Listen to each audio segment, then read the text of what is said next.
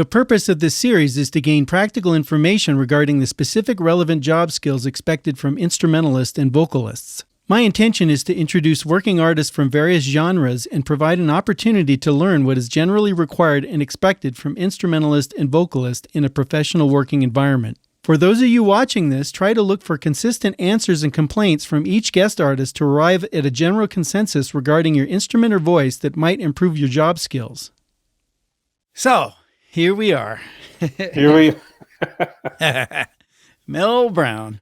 David Enos, man, what's going on? Not much, man. How you been? I cannot complain. Life is good. It's busy. And awesome. We know what the alternative is to that. That's for sure. I'll go ahead and take this. That's for sure.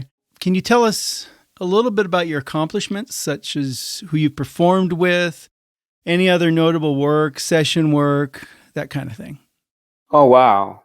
So the list would be a really, really long list of people. I toured for a number of years before I got off of the road. I was in LA, as you know, right. and made the rounds touring. Bunch of R&B, IMX, Terry Dexter, Brian McKnight. Nice. You work with Brian, huh? Yeah, I did. And then, man. You know, touring wise, I toured with Brian, and then pop, Gladys Knight, Mark Anthony, sure, folks like that. And then a lot of recording, getting some pop gigs was always cool, but I've always been an instrumentalist. I like instrumental music that grooves, where there's an opportunity to blow every now and then, as you know. Mm-hmm. So smooth jazz music is pretty much where I live. It's the music that I love. It's the music that I love to play. And recording wise, there are a few artists that I haven't worked with, you know, being on their record, but there's very, very few people involved in smooth jazz whose path I have not crossed on a record by this time. So I average between 40 and 50 different projects a year in smooth jazz. And wow. That's fantastic. Yeah, it's very, very fortunate. I started recording over the internet with one of my closest friends in 2003. So we were way ahead of the curve. And so when people started making that move, we had the advantage of not only having some successful music out there that we had worked on together. Well, he's the producer, I should say. He had some success and I had participated. But we were also able to say, hey, we can recommend that you do this or recommend that you do that. And so we were in touch with so many people in that way, and it led to more projects. And as you know, some music goes out and the world says yes, and it generates a certain kind of momentum. And that's what happened. So it's been running for about 17 years. Nice. Like this. Yeah. Nice. So no, you know, I'm glad to have it. I'll take it, especially now. Yeah, exactly. Yeah. So where did we met? I want to say in New York, didn't we? We met in New York. That's right. It was the first time I saw somebody take a bass solo on Giant Steps. You were playing with Arturo. That's right. And you were, let me think, Nelson Rangel? That's right. Yeah, that's right. And I remember, you know, I was really impressed with you because, I mean, here's the first guy I've ever heard that slapped a bass solo on Giant Steps. Inspired by you. Yeah. Completely inspired by you. I never did that until I met you. Is that right? That came after you. No kidding. Wow, that's cool. Well, that's flattering, man. I appreciate that. Yeah. The thumb part of it was inspired by Marcus. Of course. But you were the first person that I saw actually play those changes in a really fluid and melodic way. Oh, cool. And I thought, wow, that's gorgeous. I would love to be able to do that. Groove like a church cat and then blow like a tenor player. That's you cool. know? So, yeah. Well, I got to tell you, you've been one of my influences too. I remember when you moved to LA, and I was really impressed with your business savvy, man. I was like, holy cow, this guy's got it together, and I got to get some of that, I appreciate that. Yeah, I didn't know it was together at the time. It was just trying to take a good shot at getting involved in LA. But it worked. Yeah, absolutely. Yeah, I mean, I remember you had that like virtual, like it was like a DVD. It was a presentation that you were handing out to people. Well, it was just prior to DVD. DVD hadn't happened yet. Oh, was it? It was on CD. It was called enhanced CD. Oh, okay. What the progression of the technology was that there were CDs, and then there were enhanced CDs that they had music on them like regular CDs, and I took advantage of that to have an audio demo. But if you put it in the computer, it also had a place for computer stuff, graphics, and you could basically build a website that was on a disc. I made a list of interview questions that if I were hiring me, what questions would I want answered? That's awesome. So I basically made a collection of videos that answered all of those questions. And there was actually even a folder where you could drag the contents of the folder into your iTunes or your music program, and it would line up if it were like a Mel Brown profile album. So it was my demo, and it had 26 pieces of music, including the Giant Steps. And yeah, I remember that. That was really slick, man. That was really slick. I appreciate that. How did you originally begin in music? I don't ever remember not playing music. Yeah? I would tell people that I played music. I would tell them that I played the bass before I had a bass. And I to be honest, I don't know where that came from. But eventually, I made it true. I remember the first time I ever got to hold a bass was in the 6th grade. And my music teacher, her name was Diane Beer. She brought a bass guitar to our elementary school music class. And she actually was cool enough to let me take it home for a couple of weeks. And it was awesome. But I would have to say that that's what gave me the bug. Cool. And how old were you? Well, 6th grade, 11, 12. Yeah. Wow. So you've been playing quite a while. Well, I don't know if I was playing. I was definitely wiggling my fingers around. Right. We moved to the East Coast right after my 7th grade year. And in the 8th grade, I got my first bass. And very soon after that, in the 9th grade, I got interested in the school jazz band, but I wasn't good enough to play. And the teacher, he wasn't willing to help me. But he had a teacher's aide that was willing to help me, a man named Ferdy Serum. Okay. And Ferdy would actually hook up with me before school and on my free period.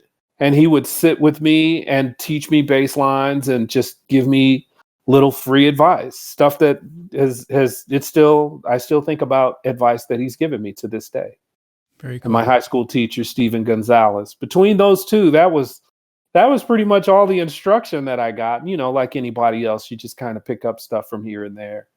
How did you begin establishing yourself as a professional rather than as a student or hobbyist? Was it a gradual process? And if so, how did you support yourself in the beginning stages? I was playing gigs and doing things. In my high school, there was a kind of a statewide jazz band. I was in that band, and every now and then my friends in that band would get gigs. And so we would go play these little gigs and whatnot. All through college, I would get these little, bar gigs or club gigs, but I was a student that played bass. Right. I quit working a full-time job with the intention of being a full-time musician in 1993. It was around May or June. And I got a gig on the Arsenio Hall show in November of that same year. Wow. Yeah, I remember seeing that clip. Yeah. Wow. That was me kind of uh, using video and pictures to sort of show what it was that I could do. And I sent him one. Mm-hmm. And he was having a contest. And I just said to him, I don't want to be in the contest because I'm only a bass player. I don't really have any shtick. But since you're going to have regular people on, can I come and hang out with the band for a night? That's very cool. If I can't hang, I'll pay my own way home. And he took me up on it. He hired me. He flew me out. He paid me for the night. And then actually gave me some pointers, like, here's how you get paid playing music in TV. It was really, really cool. Arsenio gave you the pointers? He sure did. Wow. And, he told me about residuals. I left that thing really educated about a lot of stuff. And I got back to Denver. How cool. And that's when I landed the gig with Nelson. I was going to move to LA, and Nelson asked if I would stay in his band and stay in Denver for a while. I was scared to move to LA, but I was going to do it. Right. So I chose to get some more experience with Nelson. Sure. Because he recorded half of his record in LA and half of it in New York. So I thought, okay, I'll do this gig and I'll network with people that I meet on his gig and use that as my stepping stone to get to some other things. I see. And it worked. So I became a full-time player. So 1994, I was full-time and touring with a smooth jazz artist. If I'm understanding this correctly, you just basically said, I've had it with this job that I've got, and I'm just going to chuck it and sink or swim, right? Literally. Listen, I was at my job at the time. I was working at a bank, and I called my mother and told her how I was frustrated with it. But I wasn't married. I didn't have any kids. And I wanted to see if I could play. I wanted to see if I could go, if I could hang. And she said, you only live one time. And I said, if I could live at home rent free for a year, I think I could get this going. If not, I'll figure something else out. I'll go to grad school. Right. And I think she just heard grad school. So she's, well, come on home. So I stood up in the bank that day and walked out. Wow. I didn't even go back to get my final check from them. Wow. Yeah. Wow. I burned the bridge and made sure that it was burned. Yeah. And I had no idea what I was going to do, David. I just knew that I had to go home and practice.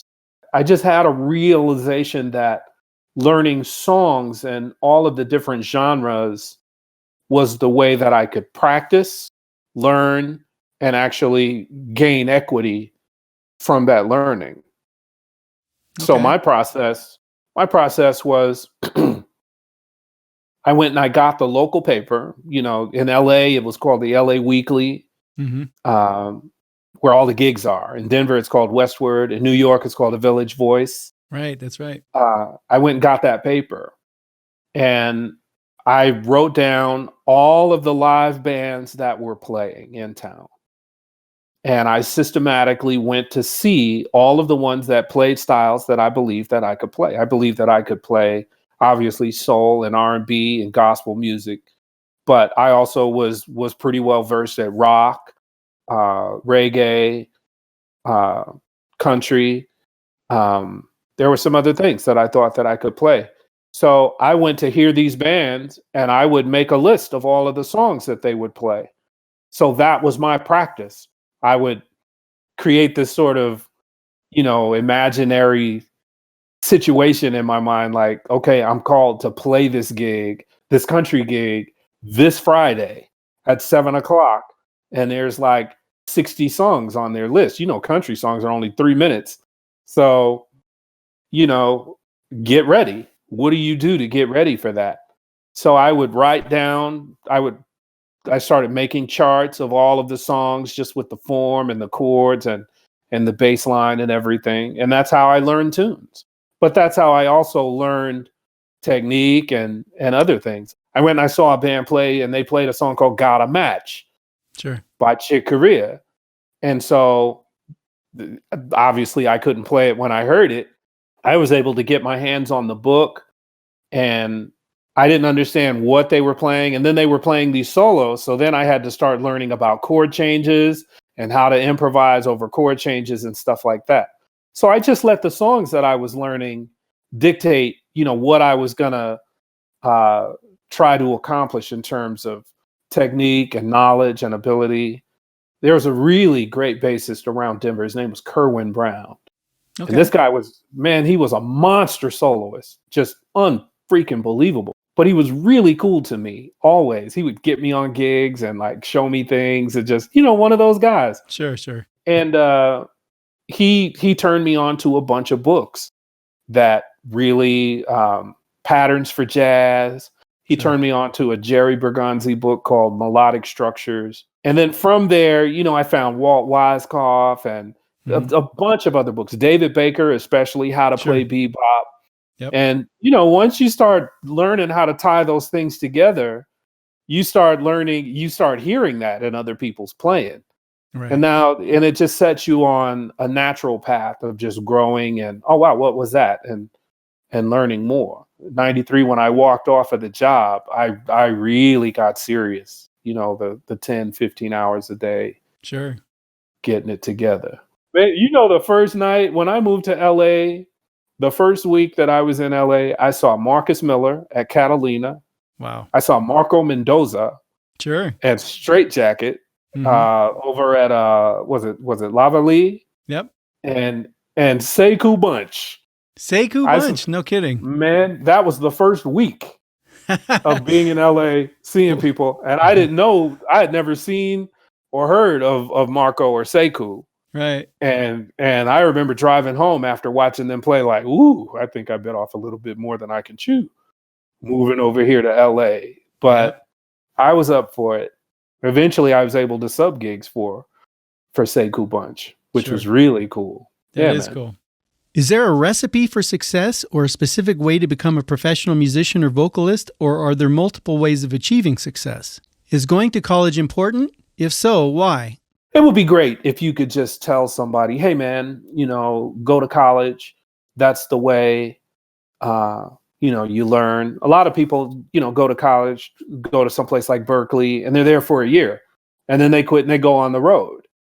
You know what I mean? So in my opinion, music is one of the main industries where your college education doesn't mean jack in terms of what money you make.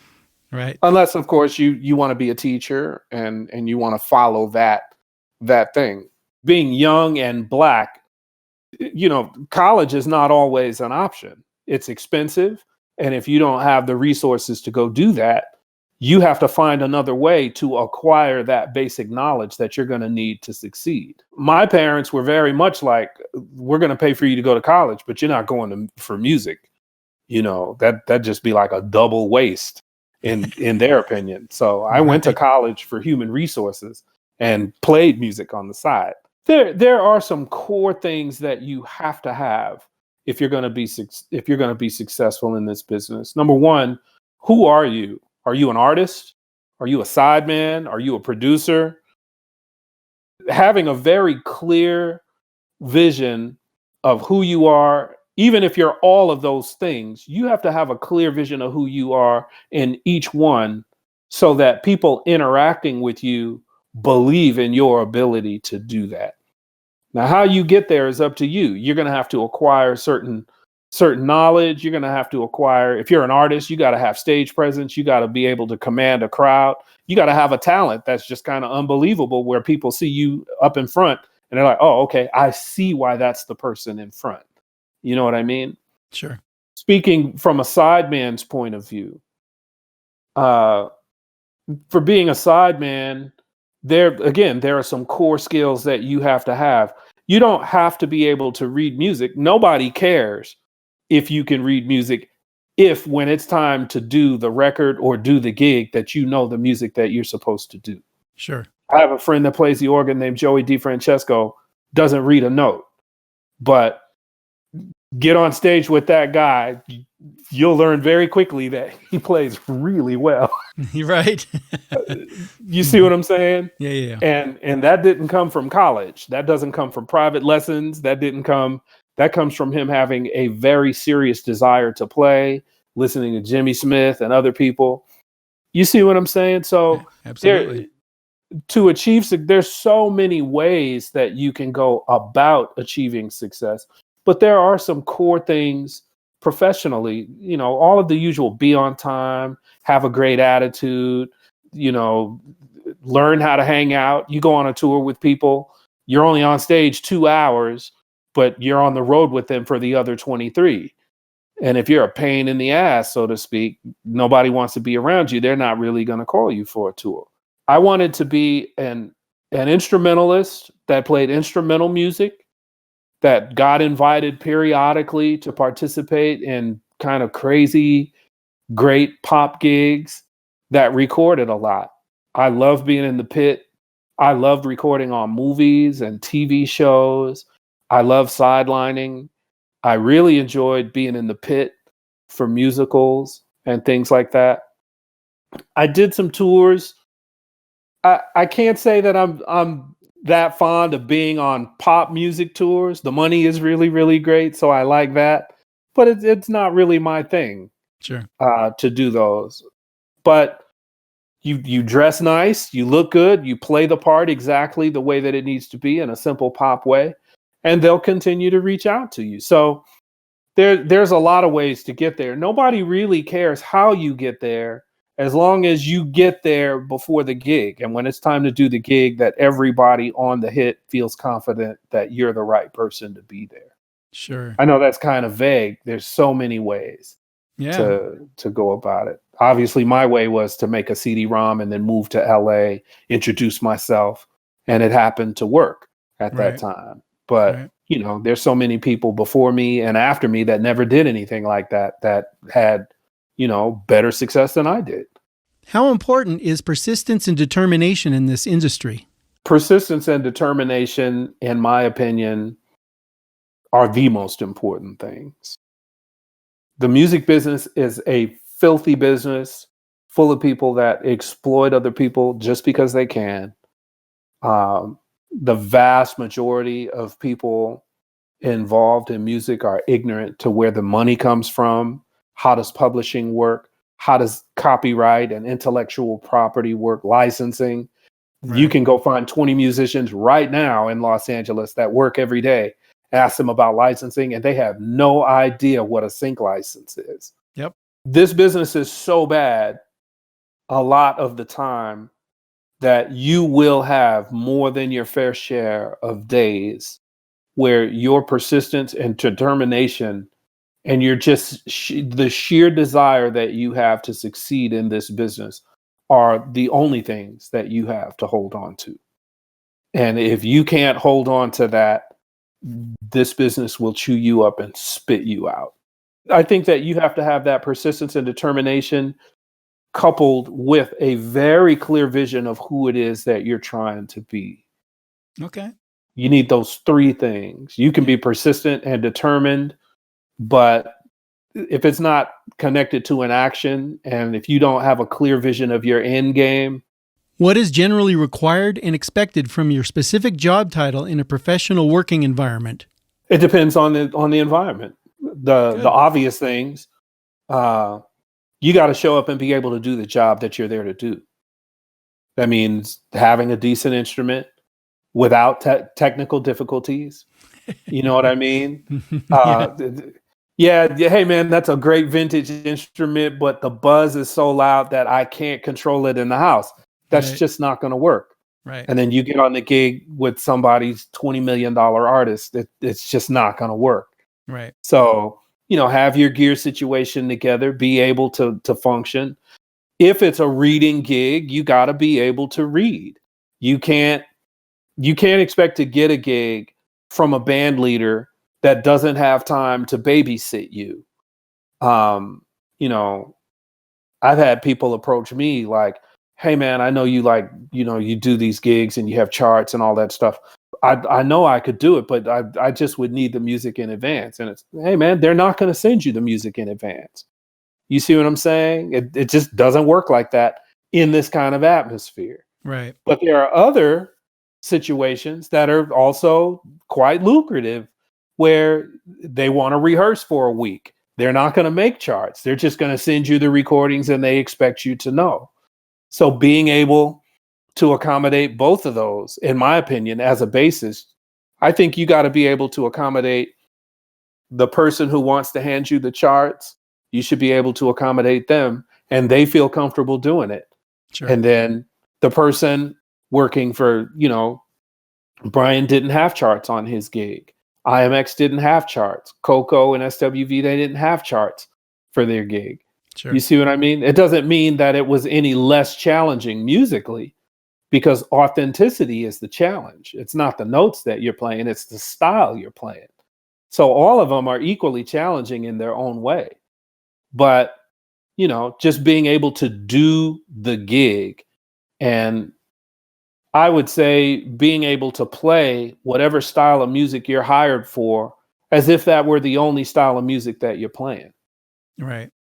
If you get on a country gig and you sound kind of country-ish, but more R&B-ish, that isn't going to work if Vince Gill is the guy hiring you. Right. You see what I'm saying? Yeah, that's true. Willie Weeks is a great example of like, okay, that's him on that Donny Hathaway record. But when you hear him play What the Cowgirls Do, that cat is laying a heavy two-step. So just being able to fit in the room and deliver that musical authenticity from a bass player, that's the key. The authenticity in the style that you're hired to do. That to me, for me, has been the key. If you're playing with Faith Hill, being able to mimic what any of those guys, David Rhodes or Michael Rhodes, I'm sorry. Michael Rhodes, yeah.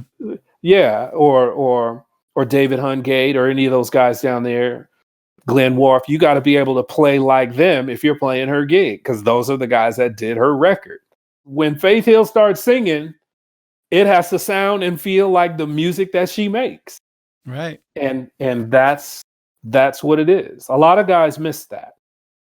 Every profession has specific occupational skills required to obtain work. For example, an architect must know geometry to be able to build a house. To this end, I'd like to get your opinions and perspectives on common job skills you feel are required for you as a professional musician or vocalist. Let's begin with sight reading or sight singing. Is this a necessary job skill for you as a musician or vocalist? And if so, how does it help you gain employment? Do sight reading or sight singing expectations change according to work environments? For example, how does sight singing or sight reading expectations change from a top 40 band to studio work? How about for other musicians or vocalists? Is this an important job skill for them? Well, it's a necessary skill. If you want to be the person that gets the call from a person that says, hey man, this is a last minute situation. It's really important to me. I know that the charts are good and I understand that you read. If you want that call, you'd better have it together. He's going to hand you the book when you get there. And This is not a book that has like 10 or 15 tunes. This thing has 50 or 60 tunes.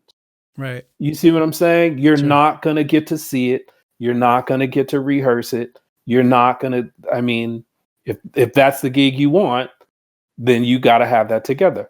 If you want to have the gig with Zapp and Roger, if you want to get the gig playing with Zapp and Roger, you had better have a synth bass sound that sounds like all of those tunes on More Bounce to the Ounce. I Can Make You Dance. You had better have those sounds and be able to play those grooves the first time he ever hears you play. And he doesn't care if you can read or not. So your skill really does come from, your baseline of skills, no pun intended. The bottom line is, what opportunity do you want? If you want to be in the pit band of the Grammys. That was two puns. That was two puns, by the way. Baseline and bottom line. If you want to be in the pit band at the Grammys or the Latin Music Awards, or American Idol or any of those things like Alex Al and Ricky Minor, right, then you better be able to read. Yeah. If you want to get a touring gig, it may not be as prevalent, but find out what the gig requires that you want to have, and put your skills on the level that they need to be to have that gig. I Sure. wanted to have all of those gigs to a degree. I got a kick out of getting a call. Hey man, it's last minute. It's Christina Aguilera, blah, blah, blah.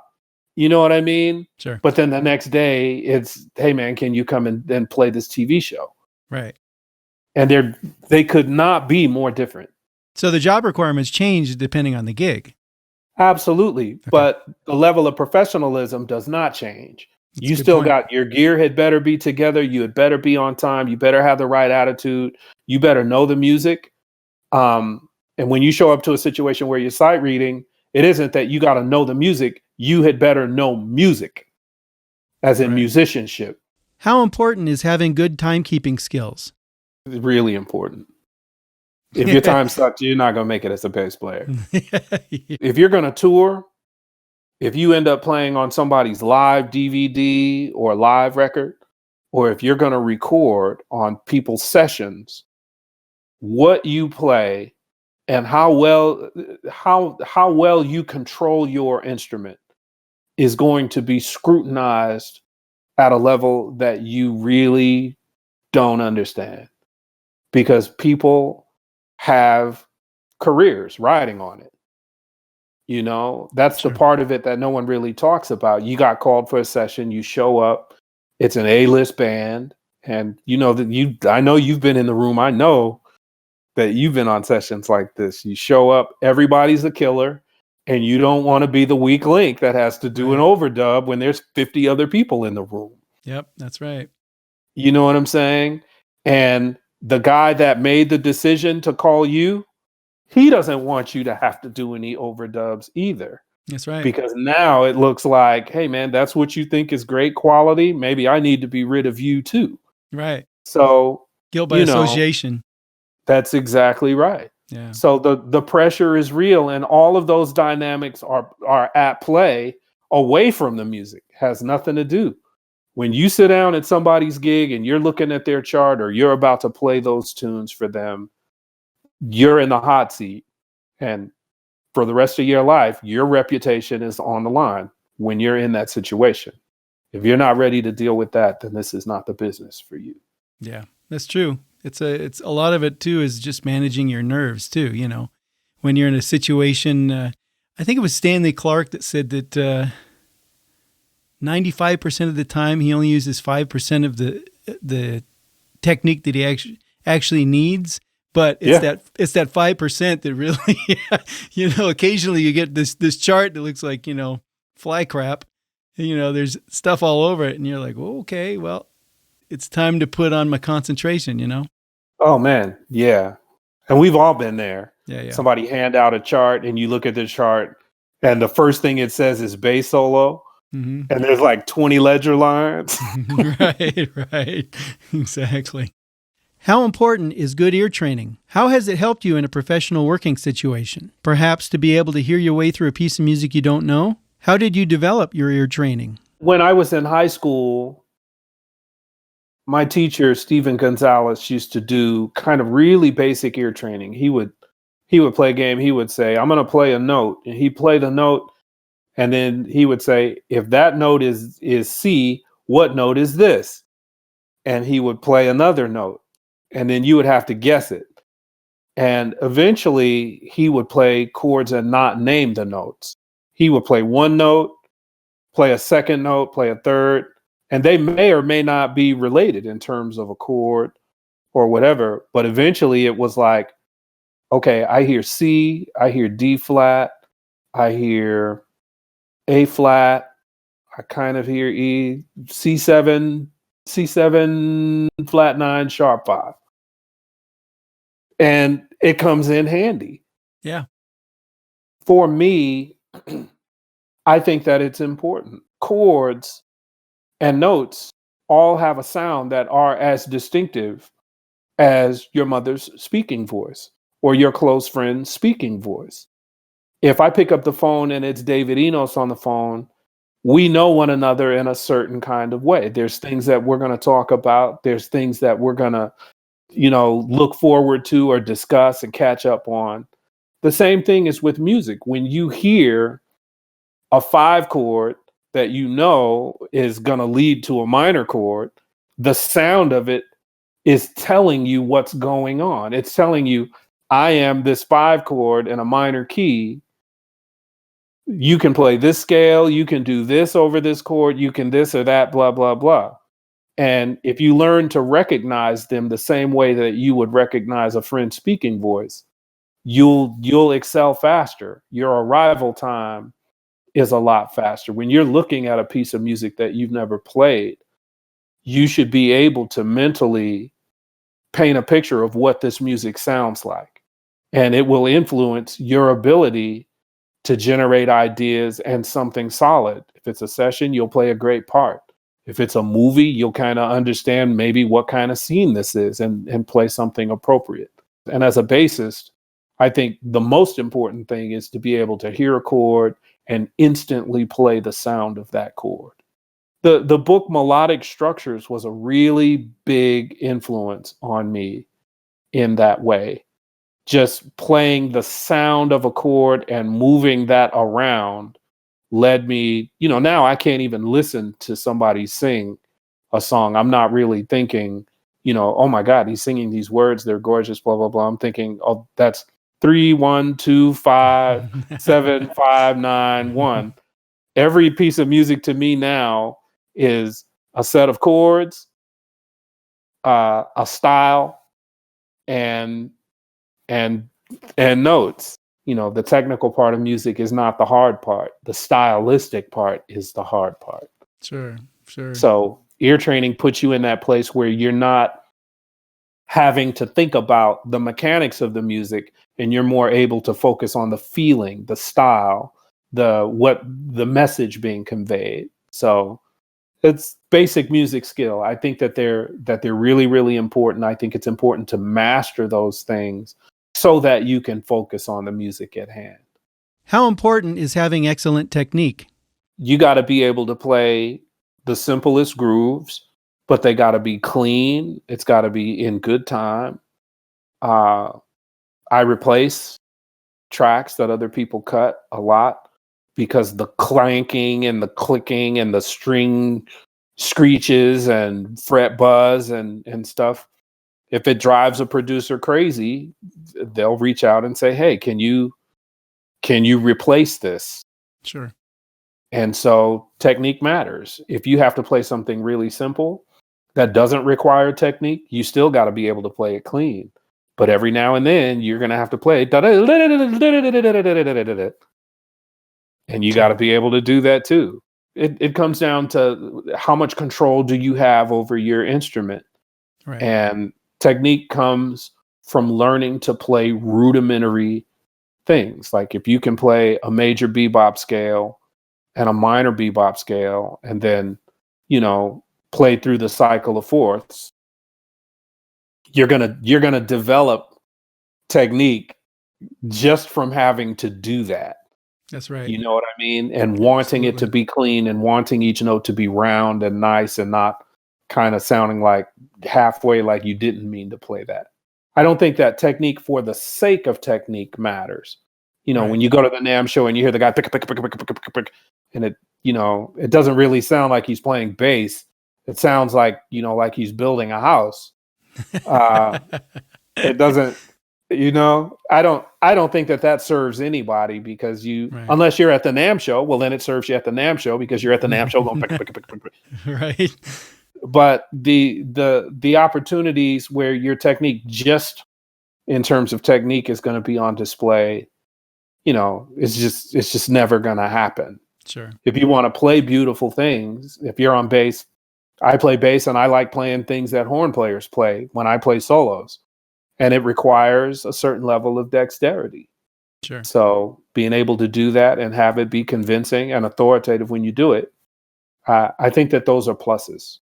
Yeah, I think you hit on it actually there with being authoritative. When I was starting out, I remember hearing people saying, you're always going to make mistakes when you're soloing, you know.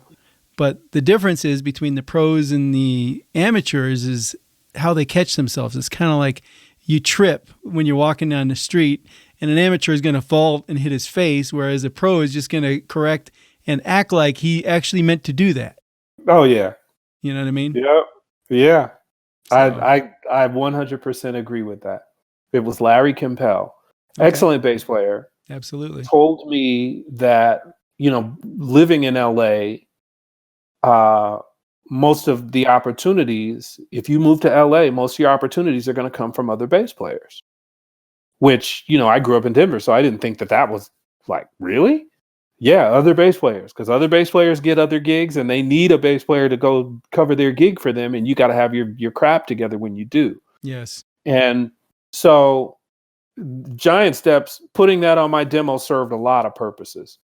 Bass players would definitely hear it. And if they sat down and tried to play it, they would definitely know at that moment, okay, he's pretty serious about this. Right. And if I'm going to play that myself, I'm going to have to commit. And I'm going to have to decide about my level of commitment to playing like that. Sure. So that was number one. But it also illustrated a musical literacy of sorts. That's true. That, that it made me acceptable to an Eric Marienthal if he didn't know me. Right. Do you see what I'm saying? Absolutely. Like, it definitely grooves. It sounds good. And he understands changes. Mm-hmm. Now, he plays in smooth jazz, but there's really no telling what he'll call on his gig sometimes. Sure. And so, that tune may happen on his gig. So, it really was a way to say, technique-wise, music-wise, in terms of musicianship and musicality, I'm striving to be on a higher level. And if you have an appreciation for that, then I think you may appreciate what I do. Every style of music has standard repertoire, also known as standards in some genres. How important is it to know these pieces, and how does it help you earn money? There's a lot to that, David. I definitely have opinions about standards. So when I would get on a gig and I knew that we were going to play standards, I had a bag of real books. And I got on a gig, and this guitar player on the gig, he made up in his mind that, this young hot shot, I don't like him. And he, instead of him, calling a tune that I might have in one of these books, he started calling the tunes that were standards to him. And little did he know, I had my recorder with me. So I'm recording the names of all of these tunes, because I made a habit of, he's going to call a tune that I don't know. Or if I'm at a gig and I get asked to play a tune that I don't know, I want to know what it is, because after that gig, I'm going to go find that tune. You see what I mean? If he's calling the tune on the gig, people are getting paid to play this music. So that's great information for me. The more of these I know, the less I have to learn, Absolutely. But he called, he must have called 15 or 20 tunes. I didn't know any of them. And he was in a real hurry to get the tune started so that I could struggle around and try to catch him, in the changes, which I did very well at the time, if I may say so. But it taught me a lesson about standards. Standards are in the eye of the beholder. Okay. Someone could say Satin Doll is a standard, but I was playing music with a bunch of excellent musicians 2 days ago that probably have never heard that and wouldn't know. Sure. I think that Full House by David Sanborn is a standard now. Chicago Song is a standard. And as you say, every genre has its standards. I don't think that it's about standards as much as it is about knowing the tunes regionally that people are getting paid to play. And if you don't know a tune by heart, it doesn't make you a criminal. I think that you just have an obligation now. So it really comes down to, number one, if you don't know a tune, you should have access either through technology, your iPad or something, where you can pull up some semblance of the changes. Every genre has its standards, but there is just too much music. So the idea of standards, I think it applied back in the day.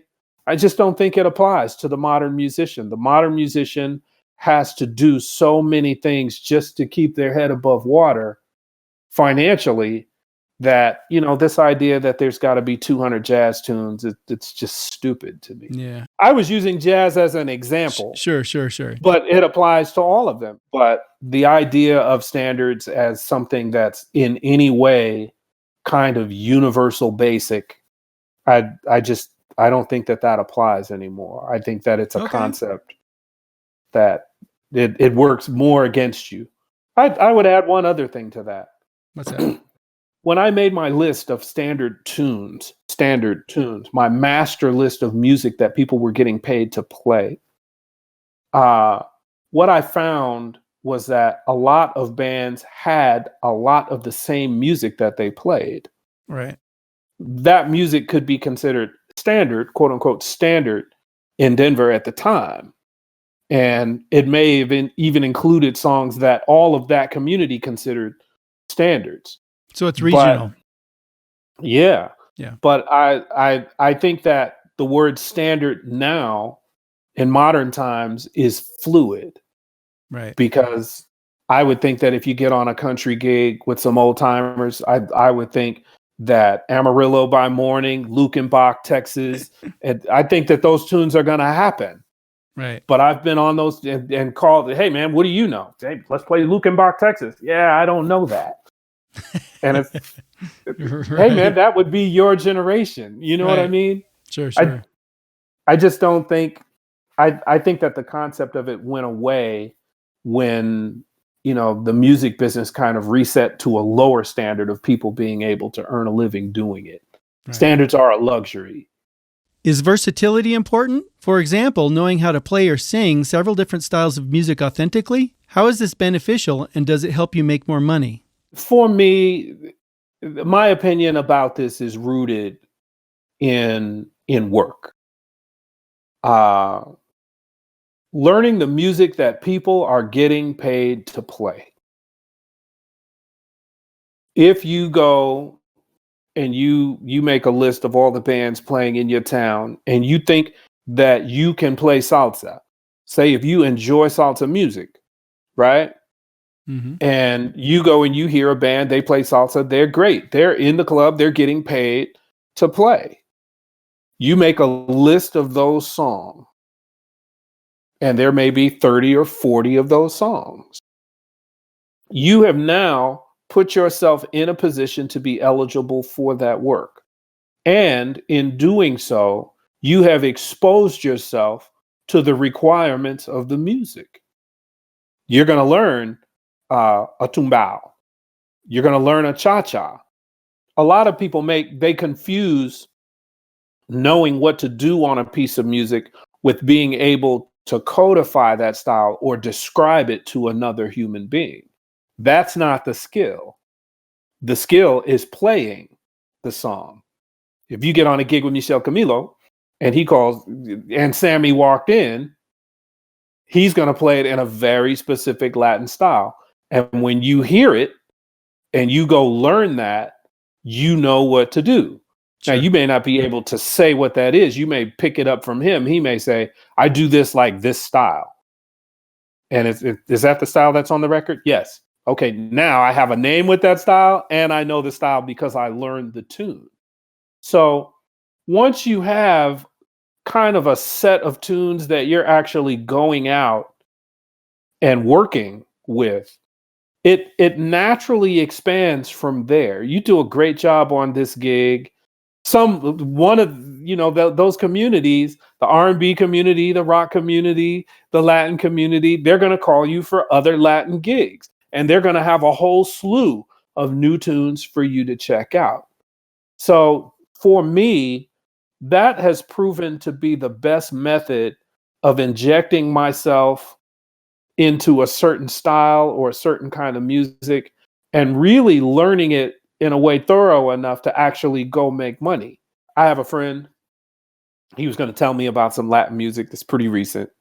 And he was like, man, if you really want to be good at Latin music, man, let me tell you some stuff that you should check out. And 4 days later, he's still giving me the list. You see what I'm saying? We've like gone to sleep and woke up and he's still talking. And then you have to get cachao, and then you got to get this, and then you'll never get to the end of that. Right. And in a funny kind of way, it's kind of something that frustrates students. Sure. If you want them to learn a particular style or know a particular style or analyze a particular style, the best way to get them to do it is say, go find a band that's out playing Latin music and start with those tunes, because then you would at least have sort of a report card day. Right. Learn all those tunes and then go sit in and listen to what they tell you about whether you did it right. That's a great. You know what I mean? Yeah, no, that's great advice. I mean, particularly if you're starting out, to learn all that and then go sit in, and here you have professionals that are doing it for a living, and you have a perfect opportunity there to learn.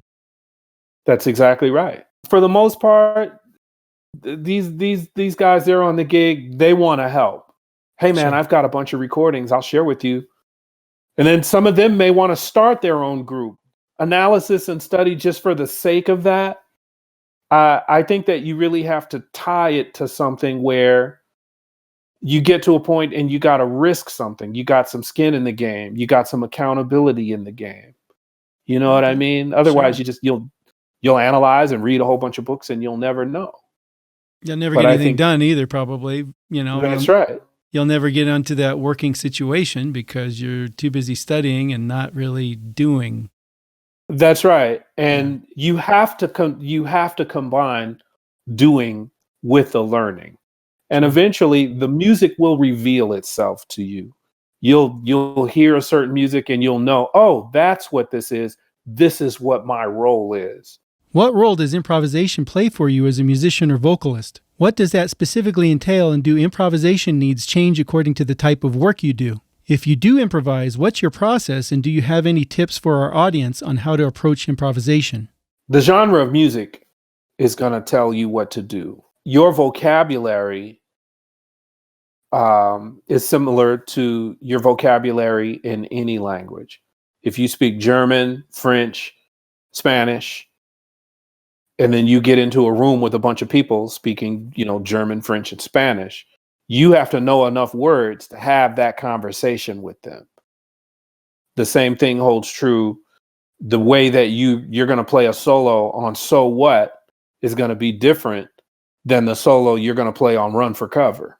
Absolutely. You definitely don't want to be in the conversation where they're talking about So What and you're having the Run for Cover conversation in the So What conversation. Right. You see what I mean? You just, it'd be like if you walked up to somebody, they're speaking Spanish and they're talking about world events, but you walk up and the only phrase that you know is no hablo español. No hablo español. That's your answer for everything. Right. Well, you're not contributing to the conversation. You're not really adding anything to that. You're not bringing anything to this. So it really has to do with vocabulary. That said, there are fundamental things that every musician should know. If you don't know how to play the sound of a minor chord, if you don't know how to play the sound of a major chord, these are fundamental things that you have to know before you start talking about style. You have to learn a whole bunch of Spanish words before you start having a conversation in Spanish about, government affairs. There's just some foundation that has to happen. There's some learning that has to happen.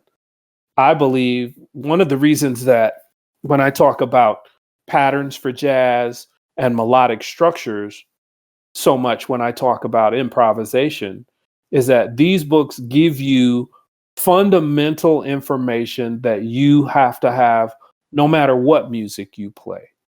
When you're in those books, they use jazz as the foundation. And the reason that they do is because it provides an opportunity for you to get an exorbitant amount of practice moving around different chords and changing key centers and doing things in a way where you have to consistently play eighth notes or consistently keep your line going. Everybody thinks, well, I don't want to learn from those books because I don't really want to play jazz. You don't learn from those books so that you can play jazz. That'll be a side effect of it, is that you'll understand more of what to do in jazz. But you learn those books to learn fundamentally how to deal with the different sounds of chords that you're going to deal with.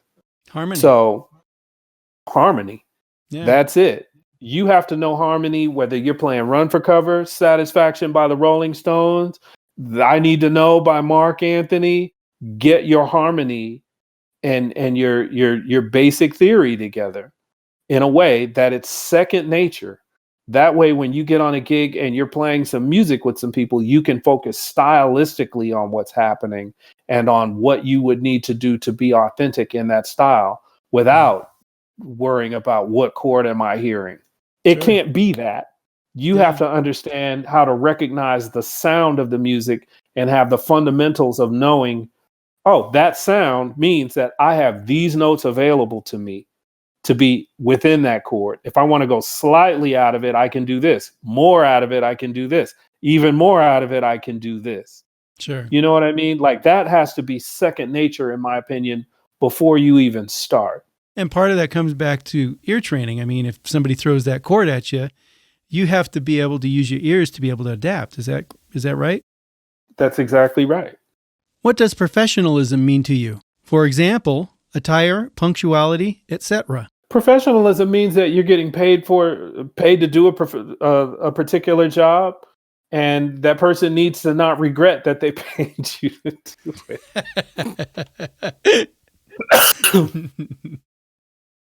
I'm being facetious, but in a way, it's true.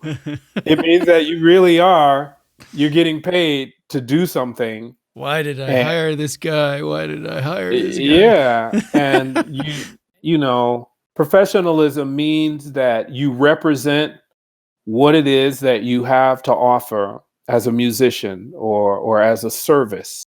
Sure. And that you do everything that is within your capability so that the person hiring you for that service gets the highest level of attentiveness, the best product, and that they're happy using you. Now, you can't be all things to all people. Right. But the idea that if someone is not happy with your service, it's a matter of taste, not as a matter of my bass doesn't work. I showed up to his gig 8 times and my bass stopped working on the 3rd song all 8 times. And everything goes along with that. Be on time, dress appropriately for the part, respect the gig. You definitely don't want to show up to your church gig smelling like pot. You see what I'm saying? It's just the combination. The combination is just not that good. But showing up and being appropriate in the situation, treating it with the respect that it deserves, and having the intention that you're part of whatever it is, that you're going to do your level best and make it a pleasurable experience for everybody. I'd imagine that your person's attitude would enter into that equation too. Is that right? Absolutely. Yeah. It's one of those things you can't really put in a word. It's a combination of so many things that, the attitude, the equipment that you use, the appropriateness of your approach, the actual doing of professionalism gets to be so big to describe. It takes a lot to describe it. That's but true. It's all encompassing, just that when you're hired to do it, that they don't regret that they hired you to do it. Right. That's funny. Do you do a lot of self-promotion to obtain work? How much time do you spend on it, and do you obtain most of your work through self-promotion, word of mouth referrals, or an equal amount of both? Wow. That's a great question, because I've always been a real proactive self promoter. Um, I have strong opinions about self promotion. I think that uh, nobody wants to talk to a stranger, and likewise, nobody wants to talk to a stranger who's a salesman, Right. right? When was the last time that the vacuum cleaner guy knocked on your door? That you opened the door like, "Hey, man, glad you're here." Never. You see what I mean? And if you happen to open the door, you're like, "Oh God, I got to get rid of this guy as quick as I can." But everybody needs to network to get work. In my opinion, I think that a basic skill in any industry, but in particular being a musician, that it's up to you to paint a picture of what a client would get from you without them talking to you directly. So having a website where, if you specialize in doing sessions, you should have a page or pages on your website where there's just too many sessions for them to see, where they can go and look at what they're going to get if they were to hire you for a session. And it should have all kinds of different music, or there should be so much of the music you claim to be good at that they can't see it all. Do you see does this make sense? Absolutely. That way, a person that thinks that you might be good for a job, they can go to your website and they can form their own opinions without talking to you directly. And the other thing that they're going to gain from that is that when they finally do talk to you, you're going to have some common information between you. You played on that record, and now they're talking to you about this record. Those interactions go better than talking to a stranger. One of the things that I learned when I was in Los Angeles was, and I actually was able very recently to reconcile it with some pretty heavy scientific research. A man named Mark Granovetter. He's a sociologist. I think he's at Stanford. Okay. He wrote a paper called "The Strength of Your Weak Ties." And basically, one of the premises of this paper is that everybody is a member of social groups, and the people in your immediate social group, you guys all have things in common. But the information that you share with one another is usually the same information. If you want to get connected to another group for another opportunity, the people that are going to be able to get you connected with that other group are the people that you're not so close to. This person that you saw last year, it was very friendly and it was completely cool. And you guys know one another. You may have gone to school together, but just never hung out. But you know one another and it's friendly. That person, he's connected to an opportunity that you want. And he's the most likely person to refer you. That's true. Yes. And he actually proved this in a paper. And and this is like in the last 6 months that I became exposed to this information. I realized that's what happened when I moved to Los Angeles. I had this CD-ROM and I handed out this CD-ROM. And with that CD-ROM, 3 things happened. The first, I made it very, very clear, I'm here.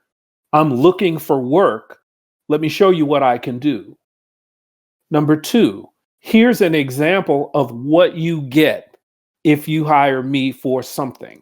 And if you remember, on the disc were a bunch of examples of my playing. But even more important, there was video. So you see what I look like. I'm dressed nice for the nice gig. I'm dressed like a jazzer for the jazzer, whatever. But also really important on that disc were some testimonials from people that had hired me before. Sure. There were 2 guys that had hired me for weddings, which led to Bob and Gail hiring me, sight unseen. There was a guy that hired me, Chuck Loeb, the guitarist, Sure. RIP. He hired me for sessions and he hired me for gigs. And he made a comment in his testimonial that I was one of the most prepared musicians that he had ever come across. Nice. Well, every smooth jazz guitarist in Los Angeles definitely paid attention to that if they were a guitarist and they saw that. Right. Do you see what I'm saying? Absolutely. So they got a really clear idea of what they got when they hired me. But most of all, I didn't know a lot of people in Los Angeles. So the people that I knew were only people that I had kind of seen on some gigs, kind of crossed paths with, maybe networked a little bit, but I didn't know them. I wasn't in their social group and they weren't in mine. They were weak ties. And I found that those were the people that would go the furthest, pass that disc on to somebody, tell them about this disc. Hey, man, I saw this guy had this disc. You should call this other guy and get it. Or you should just call Mel directly and get one. Sure. But they didn't really know me. So the only reward for them was that they gave someone that maybe they were trying to network with something valuable in hopes that that might be reciprocated in the future. Sure. Yeah. So that's what happened. So getting back to your question about self-promotion, I think it's incumbent upon anybody in any industry, but particularly in music, that you have to promote yourself. And that promotion has to be in the form of what would be asked of you in a job interview. Start with a question that someone would ask you in an interview. And on your website, that question should be answered either by you directly. You can talk it into the camera if that's what you want to do. But the way I do, if you want to get work playing sessions, show a whole bunch of sessions that you played. If you want to get work playing in wedding bands and stuff, show a bunch of examples of what you do when you're in those situations and provide some proof. Get a testimonial from someone. Show video of yourself in that situation, killing it.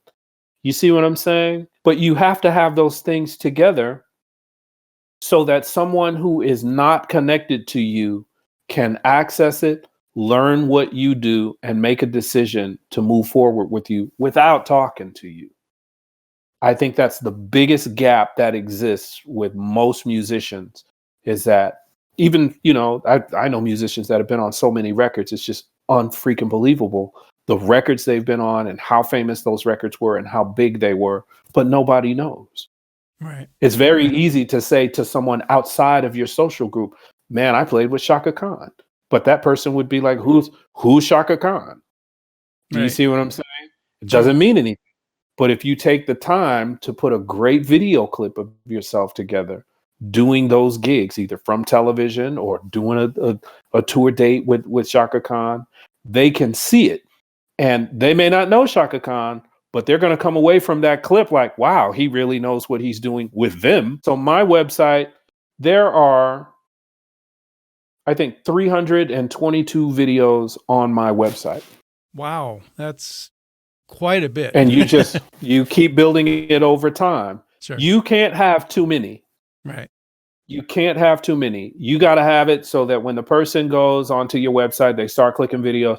Pretty soon they're just like, okay, I get it. Okay, you're hired. And you never know when I remember somebody went through my website before hiring me for a record. And it was a record that ended up earning me a Grammy.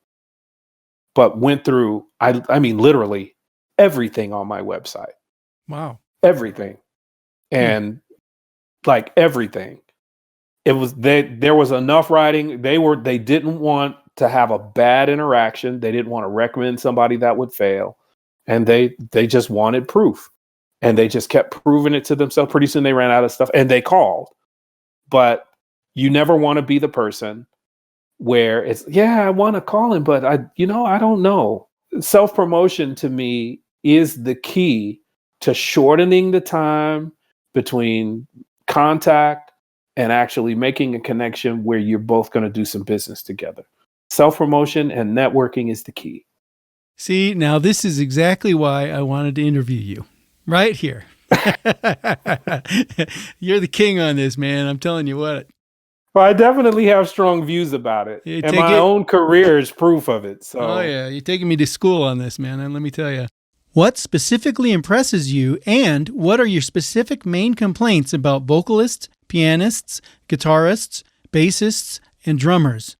I hadn't really thought about that. I definitely have one complaint that for instrumentalists, it's the same whether you're bass player or another instrument. Sure. Is knowing the music or having the musicianship to be able to read a chart at the gig. Right. I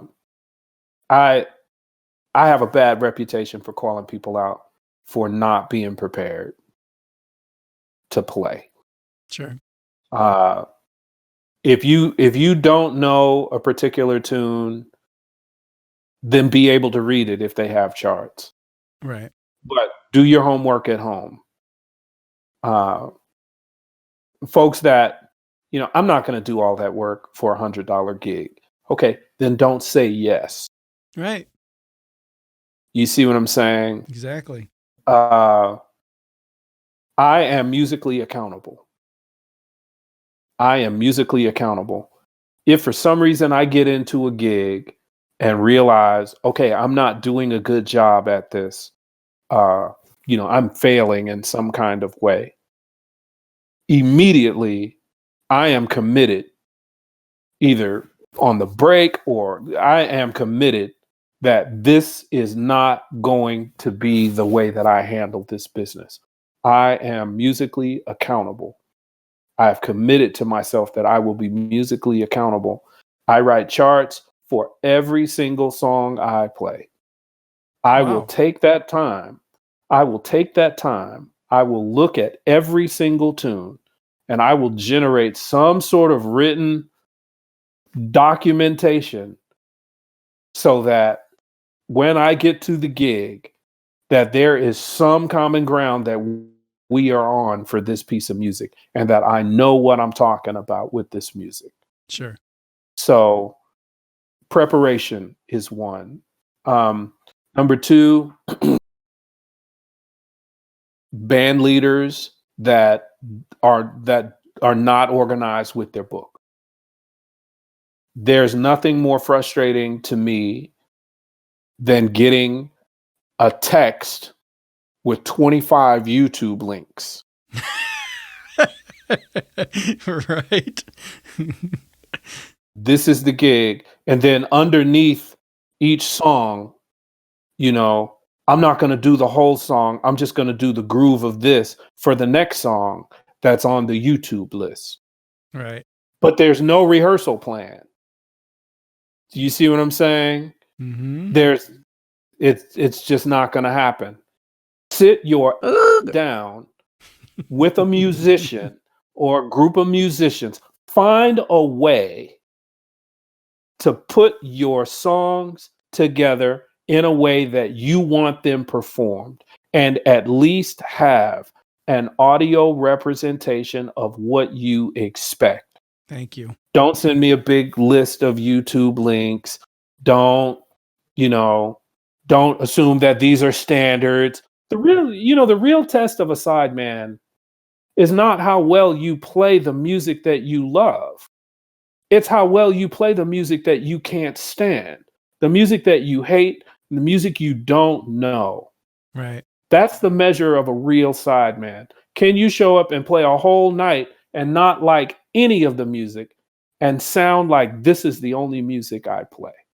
That's a great comment. Really great comment. Yeah.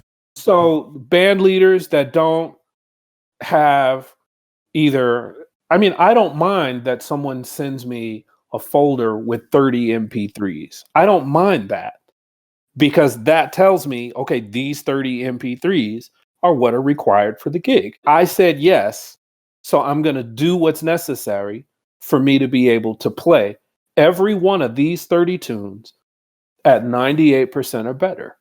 It's going to happen. I will be ready to deliver this. I will be ready to deliver this without fail.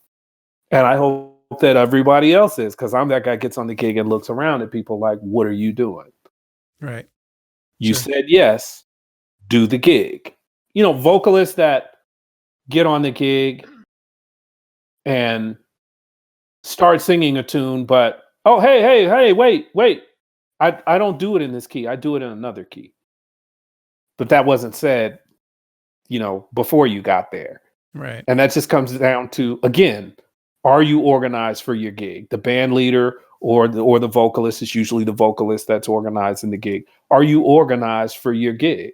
If you are documenting every piece of music that you have to learn, number one, you'll never have to learn it twice. Number two, if you have to make it in another key, it just represents a few minutes of work to make a copy, whatever, cross those notes out and write the right notes in, whatever it is that you have to do. Right. If you are documenting every piece of music that you are doing, you're going to generate so much equity over time that it's going to be very rare that you have to learn more than 3 or 4 tunes for a gig in a town. Yeah. It's quite often I'll get a set list, from someone, and it'll have 40 tunes. But I immediately go to my folder of charts that I made, and of those 40 tunes, 34 of them I already have. You see what I'm saying? Mm-hmm. So those 6 tunes are going to take me an hour, maybe 2. And guess what? Now they're documented and I know them forever. And whenever I see that singer, I know that I have all of his tunes ready to go in my iPad at any time. But the next 5 or 6 times that they call you, unless they're just really proficient at learning a whole lot of tunes, they're probably going to be those same tunes next time, and the time after that, and the time after that. 4 years later, you're still reading a lot of those same tunes. Sure. So, and the gig, you didn't even have to look. You just drove down to the gig, set up, played all of his songs because they only know them one way, and then you go home. Good point. So your musical skill has to play into this, setting clear expectations about, what's expected. Sure. I did an audition in Los Angeles one time where the person told me what the audition would be. And when I got to the audition, it was nothing like what they said. The requirements had totally changed. Sure. And a lot of people failed in that situation. Right. And it's like, why would you do that? Right. So that's my complaint. Playing wise, I think that if you can't really play a style, I just think that you owe it to yourself to check out that style. Right. Nobody wants to listen to a guy who really can't play jazz. I heard a guy the other day playing, and he took a solo on a song called Stablemates. Mm-hmm. And it was just one that I've been fascinated with recently. So I was kind of excited to hear, what happened. And I mean, this guy didn't know what to do with those changes. A lot of people don't know what to do with those changes, but he had no clue. I don't think that he knows what a 2-5-1 is. And when it started moving chromatically, he just kind of folded completely. Sure. And it's like, don't take the gig. If you can't do it, don't take the gig. Say no. Right. Because you being in front of all these people failing means that it's harder for that band leader to get hired in that place because you sound bad. Yeah. And it's harder for all of us to keep it working. That's true. And, I don't expect everybody to think of it that way, but it is a side effect. You have a band in a room, they sound terrible. That's one of the reasons it becomes harder to work in that room. Sometimes people don't care, but a lot of times they do, and they just don't say. Do you have multiple income streams from music? And if so, what are they? I have very strong views about this too. I wrote a book in 2007 called From Zero to Sideman, and you can find it on Amazon. Cool. I'm in the process right now of updating that book to be a masterclass, an online masterclass. And so a lot of the things that we're talking about, self-promotion, what you're asking about now, multiple income streams, what does professionalism mean? That book is this topic. If you want to be a sideman and work and make money, this is your guide to do it. It's not a music book. Definitely not a chords and scales and pull your thumb out and slap this. It's not that. This is everything that you do in those 23 hours when you're not on stage to get more work or to work at all. So your question was about multiple income streams. Yes. If you're going to be a musician, you got to play. Live gigs are like the entry level kind of thing. You know, playing casual gigs and corporate gigs is kind of a step up from that. Different requirements, but a little bit more money.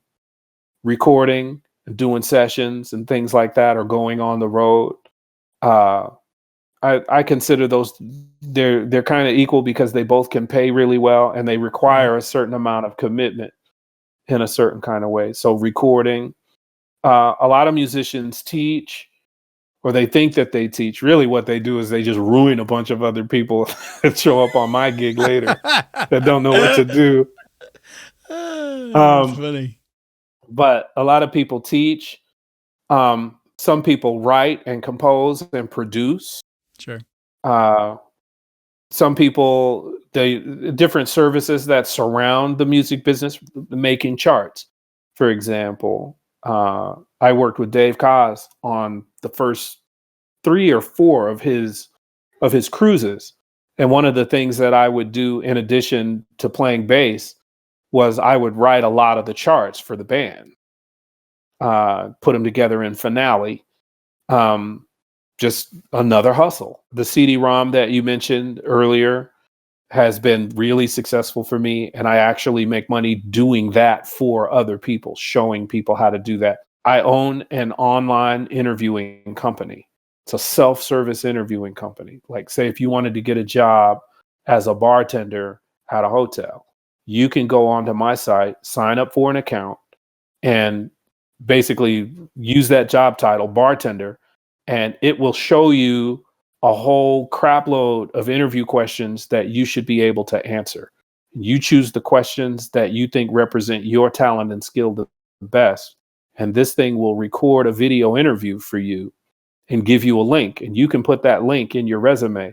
You go and apply for the job with your first interview already done. It's the same concept as the CD-ROM. You hand it to somebody. Now they have all of the information that they need to make a decision about whether to hire you. It's called Connexion Pointe. So connexionpointe.com. I'm an author. I wrote the book, From Zero to Sideman. It's just another hustle, a book that got it online. It's online for sale. You know, a lot of people as musicians think about having endorsements and pursuing endorsements for gear. But the new hustle is affiliate marketing. eBay, Amazon, you know, these very large online outlets, they sell a lot of stuff. They sell beauty products, they sell clothes, sweatshirts, they sell things. And they're not really able to penetrate every corner of the internet with their advertising. So they have these things called affiliate programs. You can sign up for Amazon. It's called an Amazon associate. You sign up for an account. They give it to you. They go and make sure you have a website where you can sell it. And I endorse amplification made by Jeff Genzler. His company is called Genzler. It used to be called Gens Benz, but it's called Genzler now. So I'm an endorser for him. And but after you've been an endorser for a year, maybe 2, what is the value of that endorsement? You've had the gear now for 2 years. Do they send you more gear? Or what is your impact on sales? Have you impacted the sales at all? And does that impact on sales, was it positive enough to warrant, you know, a royalty of some kind? Or, you know, what's the value long-term for the musician? And there was a long time that there was no answer for that, David, but now there is an answer for that. The long-term benefit is in affiliate marketing. So if you have a platform that's big enough, you know, on Facebook, I have 5,000 friends on my regular personal page, but I'll post something about music and it'll get 3,000 or 4,000 views. You see what I'm saying? Sure. So I set up a very specific part of my website where I talk about the amp that I use, the Genzler amplification, the heads that I use, the speakers that I use, the basses that I use, Carvin Kiesel basses. And I say why I use it. I say why I bought it. I talk about the benefits that I get from it. So somebody in the market, if they want to buy it too, I say, hey, if you're going to buy this, use my link to buy it. I get a little kickback from it and it helps me out. That's how you generate long-term ability. And the coolest thing about it is that I don't have to be associated with Genzler as an endorser to do it. If I went out and bought a Genzler amplifier and loved it so much, I play on enough records and I do enough gigs that are higher profile in that way, to where I can post a bunch of information about it and say, hey, I love this stuff. If you're interested in buying it, use my link and buy it through Amazon. And it just happens that Genzler has an Amazon store. And anybody that buys from my link, if they click my link and they go to Amazon and they pick up that piece, I make 4% on it, on the sale, just a commission. Now, will you get rich doing it? No. But like all of these other things in music, it takes the edge off. Sure. And it all contributes, Yeah, it all does. But yes, the simple answer to your question is yes. Multiple streams of income. There's royalties for sidemen. Most people don't know that if you record a lot, that there's a special payment that happens every April or May. Right. If you play on records that get on the radio a lot, there are royalties that come. It could be a few $1,000s. My last time was a few $1,000s. It's not always that. It could be a few $100s. But again, you didn't have to strap on the bass and drive across town to do that. So it takes the edge off a little bit. Yeah. So, sure. So yes, I do have a lot of incomes, a lot of different revenue streams, as it were. In your opinion, what are your favorite must-have albums, individual tracks, or music-related books to own that have influenced you, should be mandatory to own regarding work-related education, or are considered historically important that you can recommend to our viewers? This has been an unprecedented time, David, where the very idea of multimedia has been fused, where all of the different kinds of media are molded into one thing. Mm-hmm. Remember, it used to be that you would buy records, and when you listen to records, you listen to records. And when you watched movies, you watched movies. When you read the paper, you read the paper. And all of these different kinds of media were separate. But now they're all, jumbled together and most commonly delivered in the form of social media. There are some things that you should absolutely have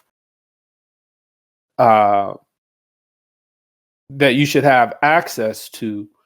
Number one, you should have access to a social media where a lot of highly specialized clubs and groups discuss, certain topics in depth. And then you're free to pick and choose from that body of information the things that are important to you. I would say that melodic structures was fundamental in my development, but there are so many books on that topic now. Improvising Through Cells is another book that I have that covers very similar material to melodic structures.